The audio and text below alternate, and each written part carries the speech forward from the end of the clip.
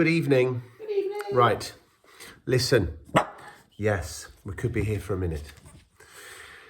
Now, this transition to this doctor has been big. I mean, the last doctor suggested this was going to be a big one, and it is quite a sea change. But the thing that is making sense of it for me is this notion, and perhaps I shouldn't push this too hard, but I think I have good reason to here. Very good reason, in fact. This notion that this is like a retraction, a beginning again, all right? This is a renewal, more so than any other regeneration has been before. So we can't escape the fact that we've got to think about the first Doctor and what it was like the first time around. And I think that this story evokes the first three Doctor Who stories really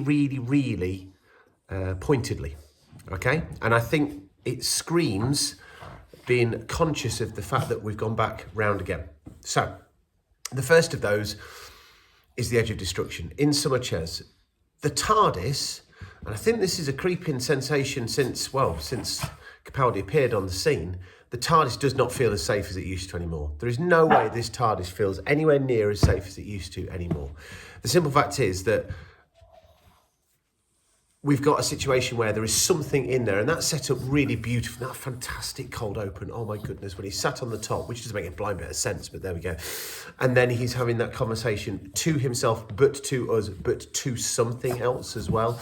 I mean, it's absolutely glorious, but there's no doubt, just with like the Edge of Destruction, the TARDIS does not feel as the haven, the sanctuary that for the vast majority of Doctor Who's history, it has been. Not always, I know. Sometimes that's part of the story. But for the most part, the TARDIS is your safe space.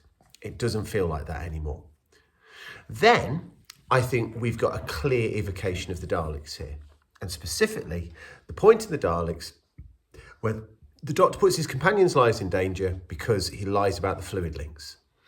Now, the events of this story do not, in terms of what we know at the start of the story at least, need to happen in the slightest. The Doctor just gets this weird idea about there must be evolutionary, a creature that can hide better than, and that's what it does, and therefore that must happen. It's purely down to his actions that everything in this story starts, and as a result, most pointedly, of course, in the space station thing, where eventually he does tell Clara to get back in the TARDIS, but up until that point, it's clearly a really dangerous situation. And that just screams that moment in the Daleks to me. And then finally, clearly, we get the evocation of the unearthly child when Clara at the end of the story says, "Fear makes companions of us all." A line that, I don't know, if you'd have just yelled it to a Doctor Who fan, anywhere before this, would they have known it? Would I have known it? I don't think I'd have known. I don't think I'd have called it out as being from an unearthly child, but it takes on a resonance. And here, it's quite clearly used for what is supposed to be, for what is supposed to be the childhood of Hartnell. That has got to be, the programme is desperately making us think that is Hartnell as a child lying in that bed. And so obviously we've got a loop and all that kind of thing. And as a result, I think... A paradox, we would say. Well, I don't know if it is a paradox. Well, he believes there's something under his bed because Clara goes back and grabs his leg. And that starts the course of the... Yeah, okay. All right, okay. So what do we end up with here? Well, we end up with Clara taking on this massive resonance, as Libby just said, because she's under the bed, she starts having...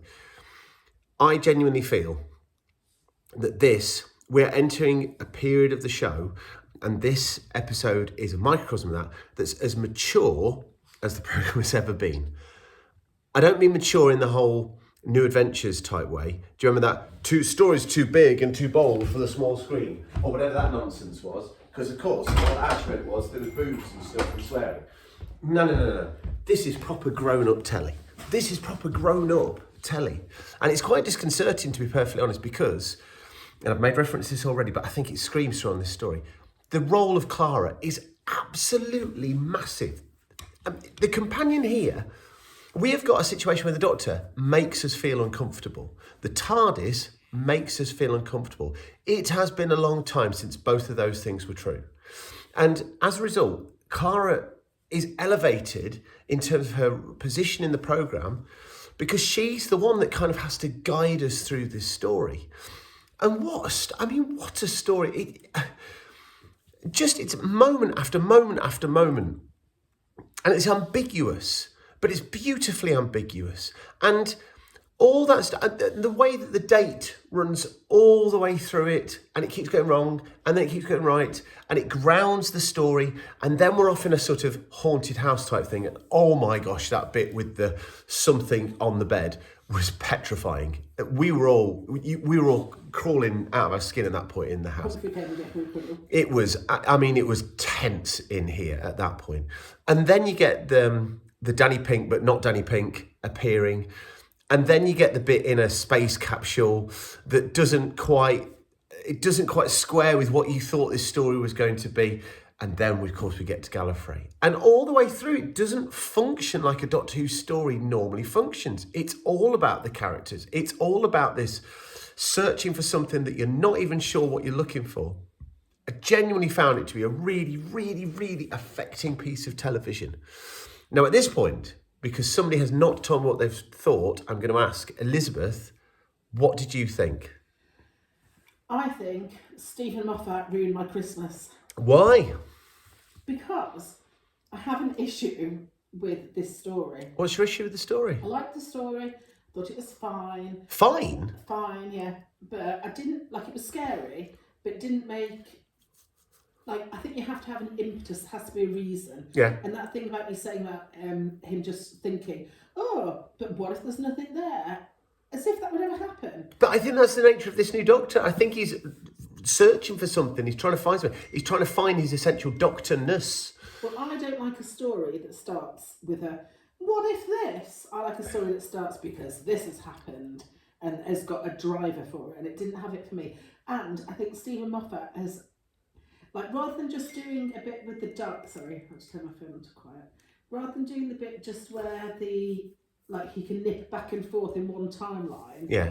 We go back into Danny Pink's childhood and into his future, and it's not his future necessarily. It's a future that it relates to. To be the same person playing it. Yeah. Okay. Yeah. Okay. So it's some relative in the future. Yeah. So it's his timeline, isn't it? And then nipping back in the Doctor's timeline, which we assume it's the Doctor. I just think, do we need all that complexity? I spent half the programme trying to figure out what was going on, and I love a murder mystery, but I don't love them because I want to work out what's going on. I love them to see how it's been done. The trappings of it. I like the explanation. I like all the paraphernalia around it. So this, for me, just made my brain go, oh, Mr. Moffat, leave me alone. That's interesting, that, because I do think that... And I really love Clara, just FYI. Do you? Really love her. I honestly felt that the bits of the date was some of the most believable companion being at home bits since Rose and Jackie. Mm. Because Rose and Jackie, I totally bought into that relationship. I've been in houses where conversations between a mother and a daughter have taken place like that. I love Rose and Jackie.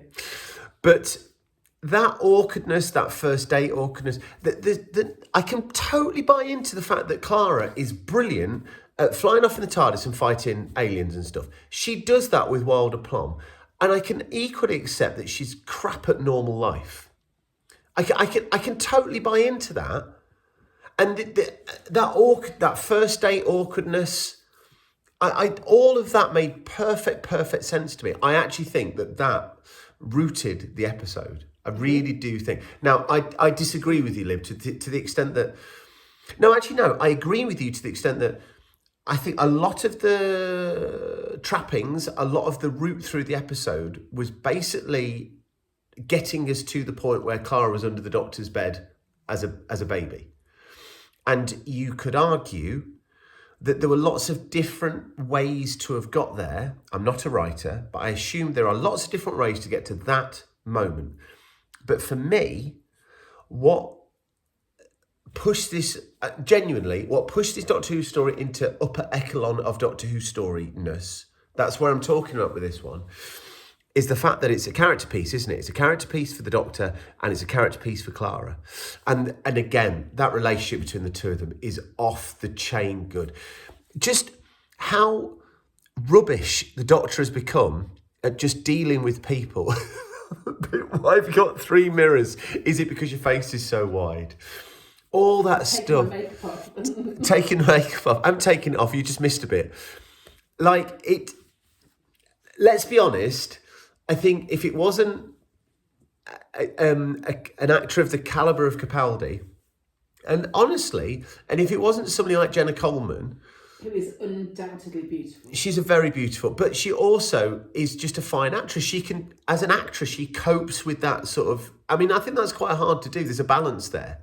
Because you don't want to seem conceited. Clara does occasionally become across as conceited. So I think the actress, Jenna Coleman, has to pull back from that sometimes.